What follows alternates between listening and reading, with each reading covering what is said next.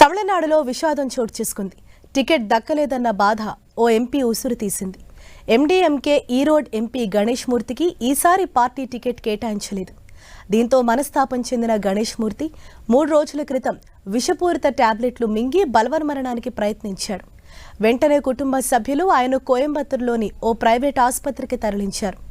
అక్కడ చికిత్స పొందుతున్న గణేష్ మూర్తికి ఈ ఉదయం గుండెపోటు వచ్చింది. ఆసుపత్రిలోనే ఆయన కన్నుమూశారు. 2019లో డీఎంకే, ఎండీఎంకే కలిసి పోటీ చేశాయి. ఎండీఎంకే తరపున ఈరోడ్ నుంచి డీఎంకే గుర్తుపై గణేష్ మూర్తి గెలిచాడు. అయితే ఈసారి డీఎంకే పొత్తులో భాగంగా ఎండీఎంఏకి తిరుచి సీటు కేటాయించింది. దీంతో టికెట్ గణేష్ మూర్తికి ఇవ్వలేదు. ఇది ఆయన్ను తీవ్రంగా బాధించింది.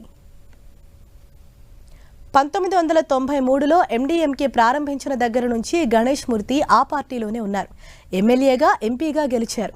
2019లో భారీ మెజారిటీతో గెలిచారు. గణేష్ మూర్తి మృతితో స్థానికంగా విషాదం నెలకొంది. అనుచరులు బంద్ నిర్వహిస్తున్నారు.